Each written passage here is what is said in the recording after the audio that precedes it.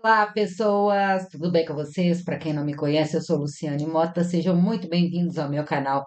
Aqui a gente faz um estudo mais aprofundado sobre reforma íntima, realidades do mundo espiritual, sobre a vida após a morte, sobre a influência dessas energias na nossa vida, para que juntos a gente construa uma cultura de paz. O que seria essa cultura de paz? Na religião a gente fala de mundo regenerado, a gente está no meio de uma transição planetária que estamos saindo de um mundo de provas e expiações para ir para um mundo de regeneração, que é um mundo onde o bem e o mal estejam equilibrados, porque hoje a gente vive num mundo que a maldade, até mesmo as nossas sombras, ela é maior do que a bondade, do que o bem.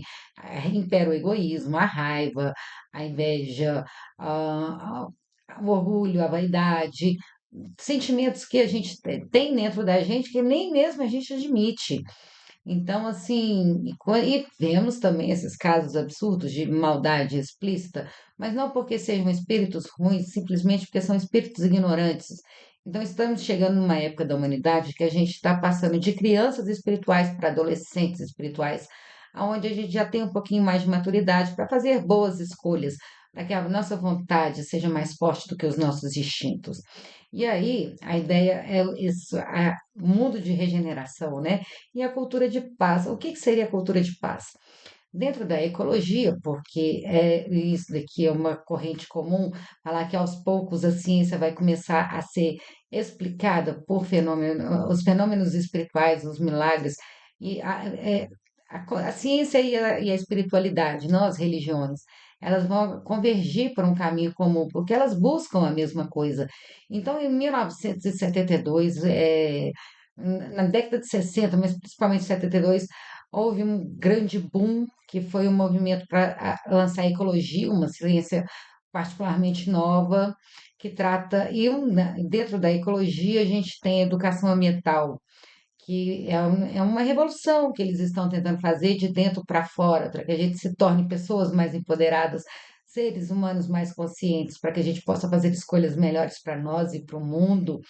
E dentro da educação ambiental tem uma vertente chamada cultura de paz, que é onde pessoas muito sérias estão estudando formas de transformar o mundo num lugar melhor para a gente e para os outros, e coisas que podem ser colocadas em prática. Então, vou juntando aqui, o que é espiritualidade? Espiritualidade é conhecimento colocado em prática, é a gente procurar aquilo que a gente aprende, a gente aplicar na nossa vida. E para a cultura de paz, a gente tem uma base de relacionamentos, é a maneira como a gente se relaciona conosco, a maneira como a gente se relaciona com os grupos, com a família, trabalho, com a sociedade, com a cidade, o estado, o país, a maneira como a gente se relaciona com o meio ambiente, e tudo isso está embasado no ser espiritual, que quando a nossa espiritualidade está mal resolvida, espiritualidade não significa acreditar em Deus, porque tem muito ateu que tem o coração muito bom. Espiritualidade significa estar conectado com a sua essência, a gente se torna pessoas melhores para nós, para o próximo, para o meio ambiente. Então, a ideia aqui é fazer um estudo para que a gente se veja como um ser integral, como um ser holístico, e que a gente aprenda a colocar em prática em todas as áreas da nossa vida o que tem de melhor. Ver o que está sendo feito de bom. Então, geralmente eu faço um estudo mais para a linha espiritual, mas esse tema aqui é um tema que eu tenho muito carinho, que é como a gente começa, a partir do momento que a gente se transforma internamente, como é que a gente consegue impactar na vida das pessoas. Então, hoje eu vou ler para vocês um capítulo do livro A Era do Impacto, um movimento transformador massivo da liberdade, das novas economias, dos empreendedores sociais e da consciência da humanidade. Afinal de contas, para que que a gente estuda tanto? Para nos tornar mais humanos, para fazer do mundo um lugar mais humano. E essas pessoas aqui encontrar uma forma prática de colocar a espiritualidade em ação, de transformar a realidade das pessoas. É um bocadinho da cultura de paz, de pessoas que não se conformam com o mundo do jeito que está e falam: nós vamos construir um mundo melhor, nós vamos levar um pouquinho de dignidade, um pouquinho de compaixão, um pouquinho de coisas boas para aqueles que sofrem, para aqueles que necessitam, e de uma forma que seja não são missionários que abrem mão da própria vida, não, são pessoas que estão trabalhando uma questão de ganha-ganha. Enquanto eu te ajudo, eu também me ajudo. E essa é a nova filosofia, assim, da cultura de paz, do mundo regenerado. Então, bora lá conhecer mais um pouquinho. Hoje é o capítulo 1. Quem se importa? É uma fria manhã de inverno curitibano. A luminosidade do sol, mais vibrante nessa época do ano, pinta o céu de intensas variações de azul. Mas, diante de mim, descortina-se um mundo distópico, descolorido, retratado em uma sucessão de imagens aterradoras. Conflitos insanos, bombas explodindo em nuvens sujas. Ouço o ruído dos tiros disparados a esmo. Vejo pessoas feridas, física e moralmente desvalidas, desconstituídas. Desastres ambientais ferem minha retina e minha consciência. Chaminés vomitam fumaça tóxica. Um avião branco despeja toneladas de agrotóxicos. Favelas brotam em meio ao lixo urbano. Desesperança. Semblantes estranhos me encaram. Crianças, jovens e idosos são deixados para trás. Não adianta fechar os olhos. Faces apáticas figuram o sentimento de abandono de nossa própria espécie. Subitamente, uma voz feminina emerge, sem calor, e me diz: uma das coisas que sempre me pegou foi a frase: quem se importa? Que ouvimos com tanta frequência. O sentimento de indiferença é algo muito triste. E a apatia e a ignorância são, na minha opinião, nossos piores inimigos. Tudo se desenrola em ritmo vertiginoso. Crianças brincam no esgoto, mulheres em fila carregam água em suas cabeças e caminham penosamente. Milhares ou milhões de seres humanos se movimentam aceleradamente em monocromáticos vagões de trens ou metrôs. Estão correndo de algo ou para nada. Não sei. A música é forte, marcada por vigoroso violoncelo.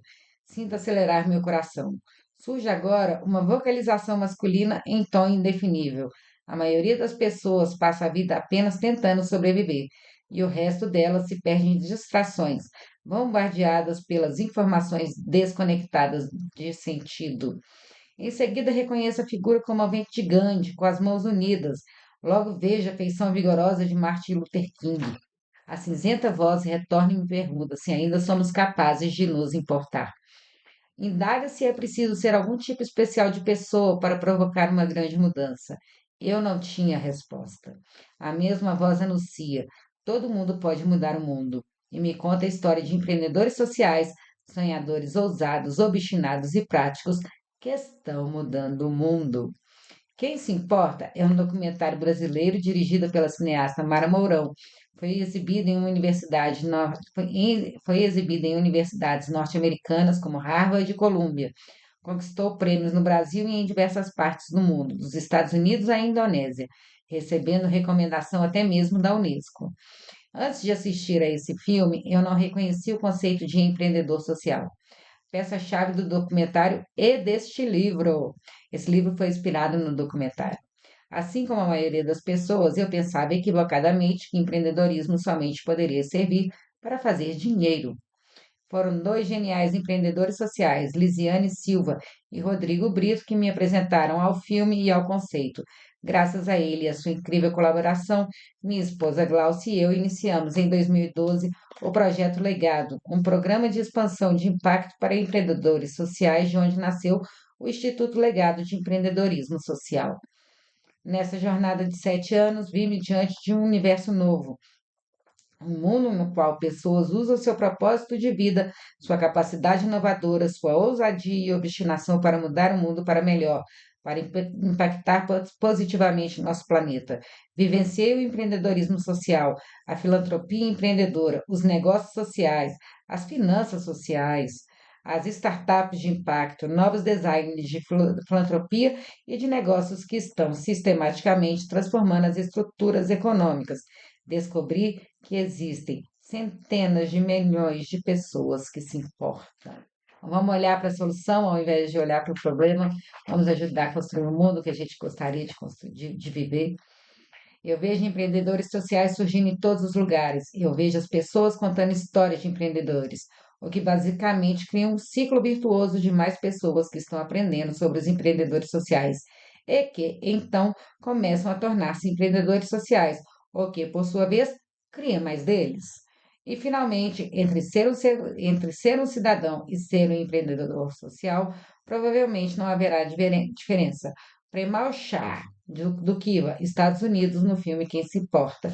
dirigido por Mara Mourão.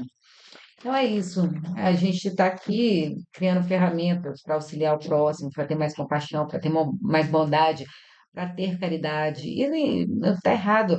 A gente aqui no Brasil tem uma crença errada que o dinheiro é sujo, o dinheiro é pecado, mas não, a gente pode fazer o bem e também lucrar com isso. A gente pode criar uma nova economia onde todos ganhem, essa é a proposta.